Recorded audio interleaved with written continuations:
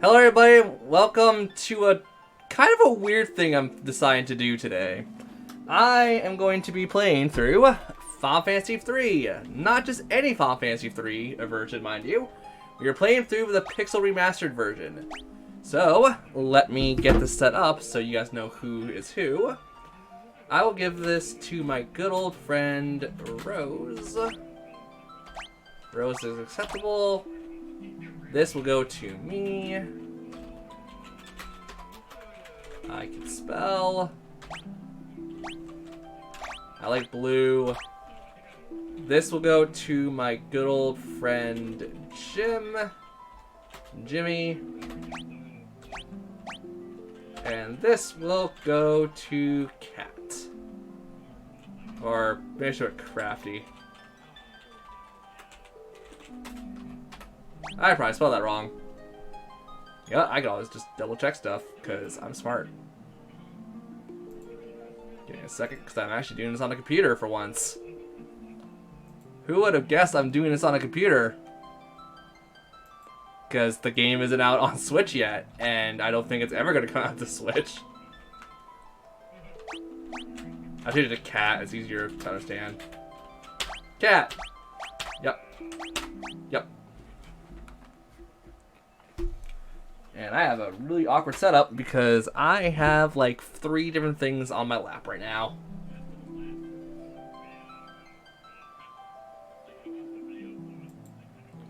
In silence, the gorilla prophecy is the great earthquake will only be the beginning.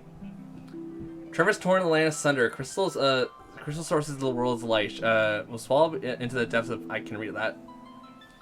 Yet there's nothing compared the cataclysm to come.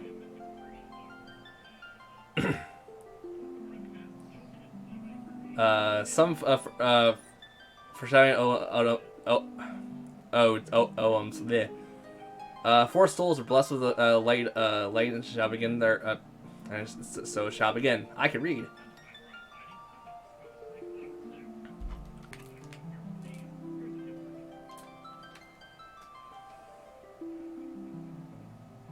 I came across a crystal. Yeah, whatever. Final Fantasy 3 has its actual story now because it's not the DS version. Started as a simple game of exploration, it became much more.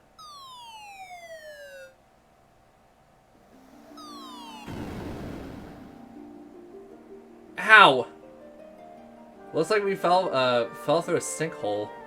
What do we do now? Or what do we do? Are you sure it's a good idea? Maybe we should climb out.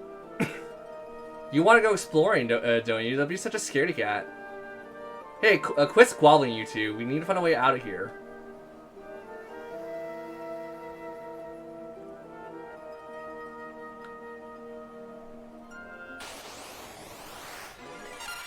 And now we get into the battle mechanics of Final Fantasy 3 Pixel Remaster.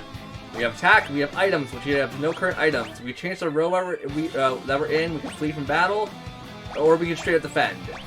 So, you know, they're goblins. They're meant to be very easy monsters. We all have, I think, a Dirk to start out with. You know, goblins probably aren't going to hit us too much, and, you know, they only have like about 3 HP, I believe. And with that, our first battle is a success. We won. What are those monsters doing here? We're in the way. We're way over our heads.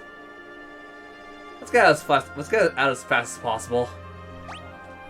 Okay, now basic controls. You can look at the map. I'll keep this function on because this is a very useful function. And also, I'm going to be running around a lot. Huh? What's that? So, there's something strange about that rock. Now that you mention it. Yep, that's telling us that we can interact with certain things like that. And we got lots of secret passageway. Yay, secrets! And oh no, I don't want to be bothered to type in the same commands. There is a fast forward button. And it does help, it does go in turn order, so you don't have to worry about that too much. So based on floor 2, here we go.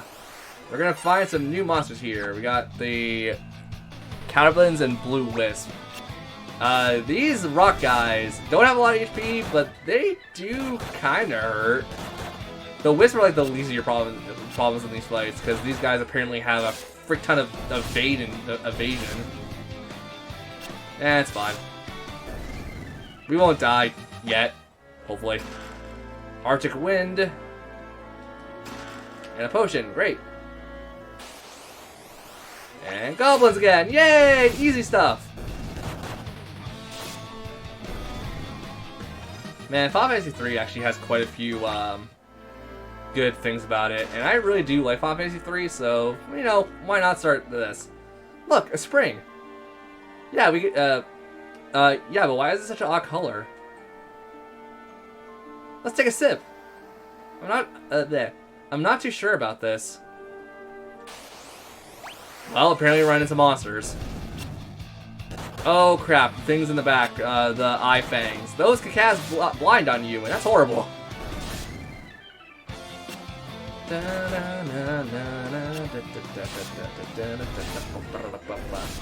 Also, if you saw, I believe Rose and Cat gained a job level. That's not super important for early game because we're all kind of crappy characters. We'll talk about job levels when it's more important. Wow, I feel revived. HP, fallen allies. So, you know, here's kind of a good place to just kind of get a handle of the basics. And we're not going to go there just yet because we got ambushed.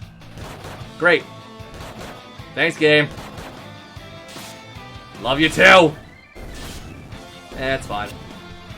This shouldn't be really a too hard thing to grasp the concept of. I'm just gonna try to get into like one more fight to get a job level. And yes, I know it doesn't really matter a whole lot, but I still think it does.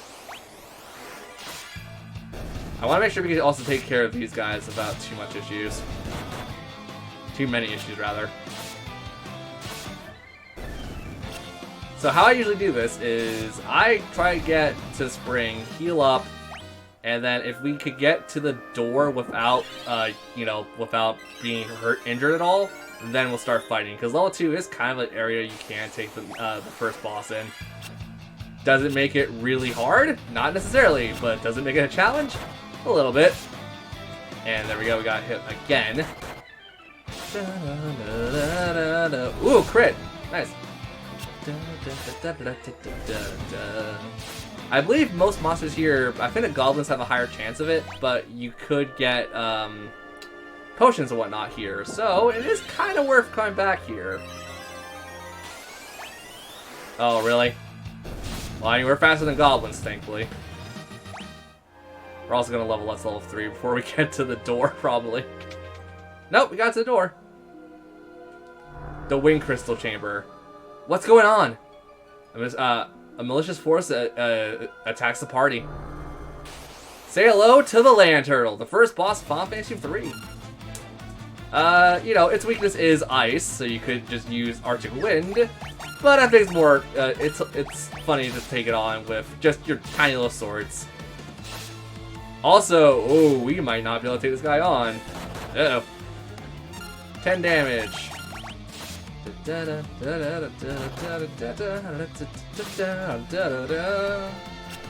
I love the music in this game. The music is actually surprisingly really good for a remake of Final Fantasy games. Which, I mean, to be fair, they were working on this for like a couple of years, weren't they? So the Land Turtle, I believe, has somewhere between 50 HP to 55 HP.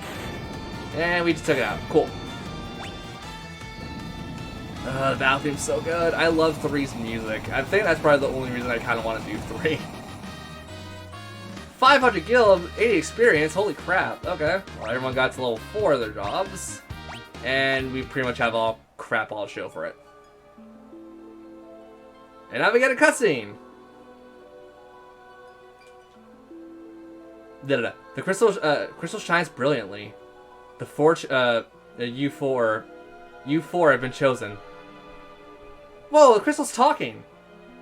I give unto you the last of my light, and with it the last hope of the fading world. As things stand, the light will soon disappear, and the balance of the world will be destroyed.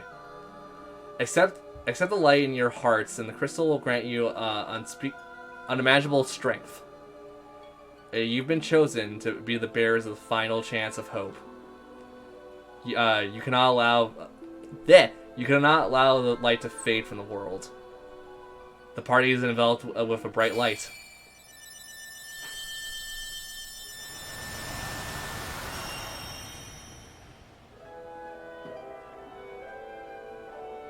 And there's a prelude of light playing. Ba-da-da-da-da. When the light in the will of the crystal is to surge through them, they decide to accept their destiny.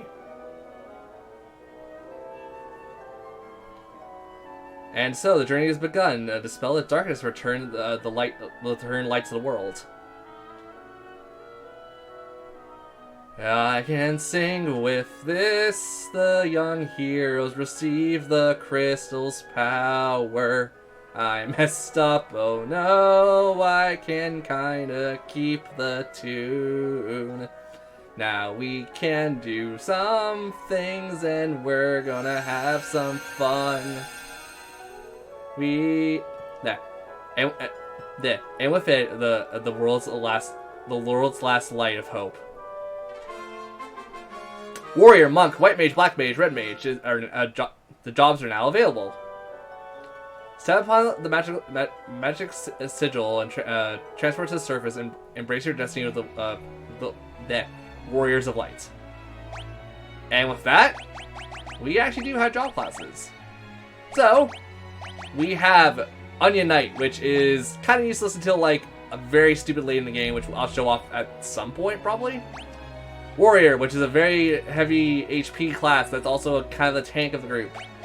Monk, that is exclusively for physical damage, so you'll do a crazy amount of damage, and monks have the easiest time to get up certain things. White mages are basically going to be there for your support. They're going to be your healers. They're going to be the people in the back row casting Cure, casting heal light wounds, or whatever D&D logic you use. Black mages are quite the opposite. They are the offensive mages, where they will cast Fire, Thunder, Blizzard, and etc. etc. Red mages are kind of a combination of the two. Well, kind of a combination of monk, white mage, and black mage. They do not excel in anything, but they do not. They're not really bad at anything. They're kind of the jack of all trades situations. As someone who's been playing Final Fantasy III a whole lot, I will actually recommend not playing as a red mage unless you want to do certain things. So, Rose, we are going to make you the black mage. And now we can only equip a knife, we can only equip some other things, and, you know, just equip what you can. There is an ultimate, so use that on your occasion. I will play the healer. I will be the white mage. Jim will be the warrior. Oh yeah, warriors dual wield if you didn't see that. Cat will be the monk. And with that, our party is set. We gotta change a few things. Put the mages in the back row.